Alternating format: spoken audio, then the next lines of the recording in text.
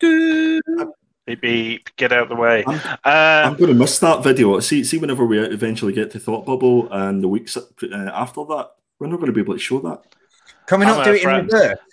And we'll do the road out of Thought Bubble for 12 months. The road back from Thought Bubble, the road out of jail. No, I'm going to throw it out there, guys. I think that should be our theme music going forward for the whole show.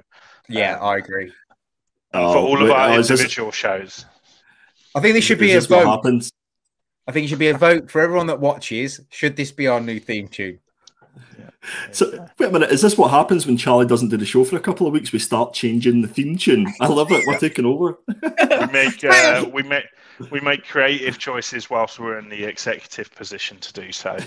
Exactly. They'll all get changed back. It's fine. The road to Thought Bubble is basically, we are all planning to attend Thought Bubble. We're very excited about this as a channel, and what we decided to do is feature a chosen guest who is due to attend Thought Bubble and give them the spotlight for the week and talk about that creator. We are also going to have some other bits and bobs going on as well with this feature. We had Alex Barnwell on last week, who is a member of the Red Shirts, the volunteer team for Thought Bubble. We're hopefully going to have some exciting interviews coming up with some more kind of staff members and maybe even people who make some interesting decisions there as well, as in the organisers. So stay tuned for that. But in the meantime, who are we giving the spotlight to this week, Andy? We are giving the spotlight to the one, the only, Mr. Scott Snyder. Way, Scott Snyder. Woo. And this, as soon as this was announced, I was delighted, absolutely delighted. It was really interesting, actually, like doing a little bit of a deep dive to find out a little bit more about Scott and, you know, about his backstory, to find out where he started. One of the things that jumped out at me was his love of all things Stephen King, and that he effectively started a career in writing after reading Eyes of the Dragon when he was only 9 years of age. Now, I must admit, I don't follow Stephen King's work, but has anybody in the chat, or have either of you guys read Eyes of the Dragon? Can you confirm or deny whether it's enough to make you go and pursue a career in writing? I've not seen it. I can only watch Stephen King books. I have to watch them. Is anyone in the chat? Surely some of the old boys like Fuzzy Dunlop. I feel like you would have read this. Come on, man. I know Copy 801. That's he goes to the same LCS as Scott. I've seen pictures on Copy's Instagram, so definitely go check out Copy 801 on Instagram. Although I believe Scott has filed for a restraining order. Restraining order. Yeah. What, from Copy? It's in process. Scott Snyder's restraining. So Stephen King apparently handpicked two Scott's short stories, which were Wreck and Dumpster Tuesday, for the Best American Short Stories Anthology, shortlist in 2007. And Scott attended the Brown University, earning a creative writing degree. Oh, wow. I didn't know that either. So that's, you can see Scott's Instagram and his Twitter details there. I'm sure that everybody that watches this and will watch this in the rewind is already on those social channels. But if not, then you can go and give him a follow and let him know. And if you haven't been, then let Scott know that we sent you. That would be cool. I've put 4 books here at the bottom that are kind of, as far as I'm concerned, well-known books that Scott has done. So the Batman run, everybody knows about that run. That's issue number 1 that I put there. Some of the work that he'd done with Greg Capullo was, dare I say it, groundbreaking. Did he do Court of Owls? He did, mate. Yeah, he is part of Court of Owls. Yeah, like Andy said, that Batman run is groundbreaking. My only criticism is that the death metal stuff that he did with Capullo isn't very good. Yeah, that was definitely like left field for me whenever I seen that stuff. Even just some of the, it didn't feel like Batman to me, I guess. Yeah. Whenever I was reading it, but it almost felt like it was him just doing what he wanted to do, which he was allowed to because it's Scott Snyder, I guess. Yeah, yeah. And anybody that's done Detective Comics, the Black Mirror run, can do anything that they want to do as far as I'm concerned, because for me, that is arguably the best Batman run. Don't at me, guys. Let me know in the chat what you think the best Batman run is. Is there anything better out there than the Black Mirror? I'll be letting you know. Batman 89. Oh, jeez. Oh, Jesus. And then we've got Witches, which is due to have a movie that's coming out. And he done that with my favourite. Can we say the word again, Ben? That artist that I love so much, Jock. Yeah, he done it with Jock. Sorry, Ben frowns whenever I mention Jock's name because I do it all the time. And then he done Undiscovered Country as well, which was a good run, but probably not as probably famous as the other ones that I've mentioned there. Guys, have you read any of this? I guess you've read the Batman runs. I've read the Batman, mate. Both Batman. Yeah. I think I've read a bit of Undiscovered Country, but I can't remember, to be perfectly honest. Dave collects is throwing the gauntlet down with Batman Adventures. Original Batman Adventures. Batman Laughs. Okay. No, Fuzzy. No, we need The Long Halloween, mate. Actually, Hush is one of my favourite bits. That's been Year One, Long Halloween, Hush. Yeah, all very good. Phil always coming to drop some knowledge wherever he goes. He just drops bombs and leaves like a true American. Right, I'm off. And Andy, I believe you've prepared some deep research into Scott's, not life, because that would be weird, but his work. No, yes, I've tried my best. Rather than sort of doing a deep dive into the books that I've shown the covers of there, I just wanted to go back to his early work, similar to what I've done with Ram V and the other guys that we've showcased. So first up is The Wake. And this was a book that was done with Sean Murphy on art. And I love Sean's work. I think it's absolutely fantastic. Yeah. Have either of you heard of this book? This is a Vertigo book, so this is obviously going back in the day. 2013. I have heard of this one, but I've not read it. I can't believe I've not heard of this. Because of that creative team right there. But I am literally going on eBay immediately after this stream because I need that in my life. I only know this one because of Sean Murphy, and I follow him on Instagram, and like I love his artwork, and I've seen this a few times, this cover. Perfect. No, that's exactly what I want to get out of this. I want to sort of focus and showcase books from these creators that people might have not heard of or might have not read, so they can go and source them, and whether it be in the trade or whether it be in the individual issues. Had A and B covers for all. Yes, it did, absolutely. And Sean Murphy's artwork in this, I love Sean Murphy's artwork, full stop. His writing is up there, specifically with his Batman work. But this particular book is like a sci-fi sort of horror book, and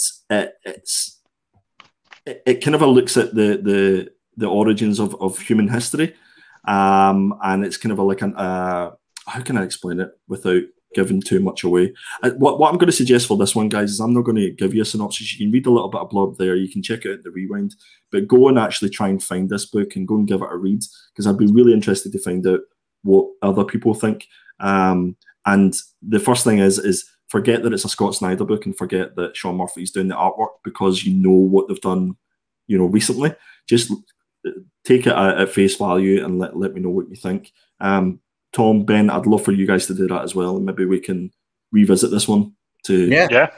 Well, I'll tell you what, Scott, even though I may have just offended Americans, we'd love for you to come on the show, and then maybe when Scott comes on the show, we can give a little kind of retrospective look back at some of his work, and this can be one of said works. That would be so cool if we got to do that. Yeah, definitely, I'd be well up for that. Charlie, if you're listening, get that email sent now. It'd be cool if we could do. We do our review show at the start of the show. We should do a one-off video where we kind of all pick a book that none of us have read and read it, like whether it be old or new. Nice idea, but also the second creative change that we've made tonight in Charlie's absence. Within 10 minutes. I mean, like a standalone video, not within this, not changing the kid. Yeah. Don't change what already works, baby.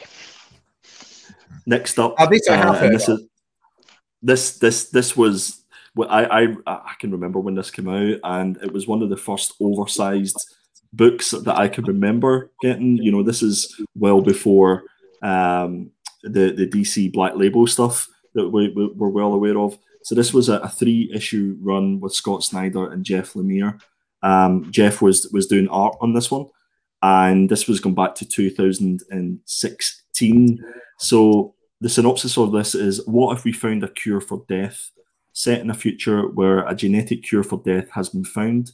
Years after the discovery, one man starts to question everything, leading him on a mind-bending journey that will bring him face to face with this past and his own mortality. And that's the only synopsis that sold this book for me back in 2016. And that was enough for me to pick this up. Obviously, Scott was coming hot off the heels of his Batman work, so everybody kind of wanted to jump on this just to see what it was like. But the beauty about this book, it was completely different from everything that we'd read before from Scott. I think this is definitely one that I would suggest that everybody goes and tries to find and pick up. It is fantastic. Have either of you guys read this one? I haven't read it, but I've heard of it. And I've read a review about this one because I wanted to read it myself. The only reason I didn't pick it up was because of the review that I read. And the review was very much basically saying that if you're going into this reading it because you've enjoyed Scott Snyder's Batman, don't. Yeah. It's a very good book and it's very well written by Scott Snyder, but it isn't what you're going to expect if you're a Batman fan. It is not on the same lines, but it is a good book. It's a deep book. It is a deep book. You literally need to forget about all the Batman stuff and read this. But I think you have to be kind of almost mentally prepared for this book because it's not an easy read. And you have to keep going through those 3 issues, because if you give up, there is a chance that you might just go, well, this isn't what I expected, so I'll just put it back. But definitely read it to the 3rd issue. And in that 3rd issue, there's something that really, really cool happens. And it makes you go back to revisit those other 2 issues again. So I can't. Sounds similar to Stillwater. Is that the case? Do you know? I think this is probably a lot deeper than this came Stillwater. First, didn't it? This came first. So. Yeah, of course. Yeah, 100%. I think Stillwater's probably an easier read, to be perfectly honest with you, and certainly the artwork and stuff like that is a little bit easier to consume. This is definitely a heavy book and something that you need to be prepared for before you jump into it. Guys, I'm off the hook with the Americans. Thank God. I was worried for a couple of seconds there. Cheap on eBay, apparently. So go ahead and see if you guys can pick this up. And Phil here thinking that it's a mix of prose and comic pages, as I recall. Nailed it. That's a lot better articulated than I just did there. Sorry. Nailed it. There's a reason Phil is not on this panel, is because he's far too articulate. I've not even said that word right, have I? Articulate. I don't have to mean it. I can't. I didn't, Tom, and there's a reason. Thank you. Severed, 2011. Hit me. Hit me. This is a classic horror book from 2011. So I think this may be like some of his first kind of a published work. I might be wrong about that, but yeah, certainly the first Image work I can remember. So the synopsis on this one is: a man haunts the roads, a man with sharp teeth and a hunger for flesh. When 12-year-old Jack Garren runs away from home, you'll see how quickly the American dream becomes a nightmare. I'm actively picking up the issues for this at the minute, guys. I haven't read any of it, and they're really cheap as chips to pick up. But it just sounds cool, and I'm trying to pick up those back issues for all the stuff before the main Batman runs that Scott had done. The writer, I think this was jointly written with Scott, so Scott Tutt, who I hadn't heard of before, and the art was from Attila Futaki. And the covers for this, all the covers for all the issues are absolutely beautiful. So definitely one to consider picking up. Yeah. You know what, as well, I think it's worth throwing out there, guys. If you are a specker, then Scott Snyder, sorry. Scott Snyder. Guys, it's been a long day, okay? I've been to a theme park with a 1-year-old. It's been a long day. No, I think Scott Snyder, down the line, we will be holding in the same breath as other greats like, Frank Miller, the icon sort of thing. Yeah. Do you not think we already are a little bit, Ben? I think we do. People do hold Schneider up that high already. Yeah, I still don't think, you look at Thought Bubble, for example, it's not like he is like top of the billboard, like he obviously, to some Batman fans and stuff, he should be, but I think he's getting there. He's getting there. I think it takes a while to kind of reach that immortal kind of Stan Lee kind of level, but I definitely think he might be down the line. And I think stories like this Savage, things are getting optioned here, there, and everywhere. Like there's no tomorrow at the moment, and you just never know what the next Amazon or Netflix series might be. So 100%. Just saying, throwing it out there. Yeah, and as I say, these are really cheap to pick up as well. And funny, Fuzzy reminded me that I actually sent him a couple of severed issues that I had doublers of, trying to get him to read it. So I don't know if he's had the opportunity to pick them up, Fuzzy, but you definitely let us know if you enjoyed the issues that I sent on. There is one book that we kind of haven't, we'll fail to mention, and everybody's probably screaming, saying Nocterra, but we haven't forgot about Nocterra. Segue. So, yeah, Best Jacket Press. Have you guys heard of it? This is Scott Snyder's baby that he has set up, and this is where he is going to publish all his work, and he's going to own all the rights to it, which I think is definitely the way forward. And I think so. Does that mean? Sorry, Andy. Does that mean Nocterra will stop being an Image book? I don't think so. I think it will still be under Image, a little bit so. I think most of this is going to be under Substack, and I believe that similar to Donny Cates, who announced this week that he's moving to Kids Love Change to Substack, then I think they'll still publish some actual physical copies through Image. But again, I guess when Scott comes on the show, he can confirm or deny what the plans are. But, yeah. And guys, if you don't know what Substack is, it's big news in the comic book world this week. It's probably such big news that we kind of not going to go into it because I think it would take a long time to really kind of break down. But long story short, OnlyFans for comic book writers. Oh, I like it. That's writers, maybe what I called it backstage. OnlyFans for comics. Yeah. But I'll give you the credit for that, to be fair. It's the way that you got me to relate. It's like, how can I get Ben to understand this? What does Ben use a lot of in his life? Oh, onlyfans.com. You're not wrong. But yeah, listen, guys. Substack is going to be the future, whether we like it or not.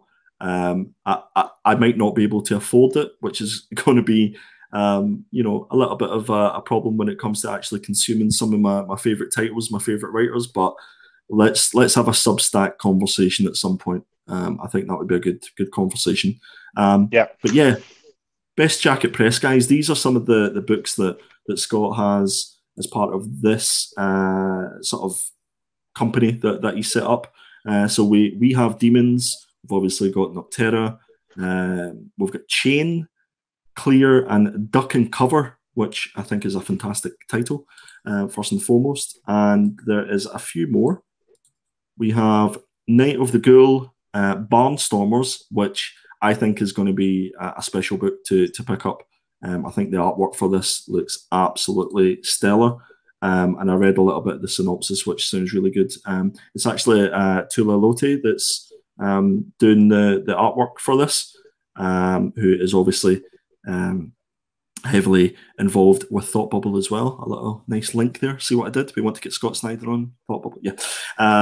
And then we've got Dudley Datson and the Forever Machine. Again, another great name. Whoever's coming up with these names. Yeah, it's cool. If it's just Scott, deserves a tip of the cap. And then we've got Canary, and then arguably my favourite book that's coming out, Book of Evil. And it's simply because Jock is doing the artwork. So, guys, there you have it. This is what we have to look forward to. I mean, if these don't come out as physical copies and you have to get them through Substack, will either of you guys cough up to read these?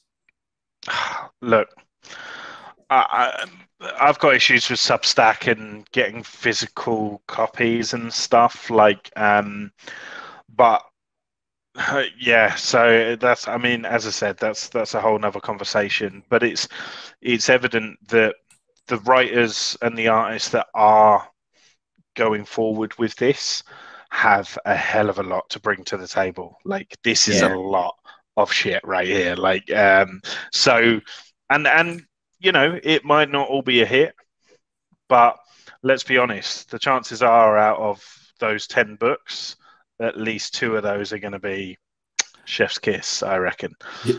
I think the big question is how many of these have already been optioned?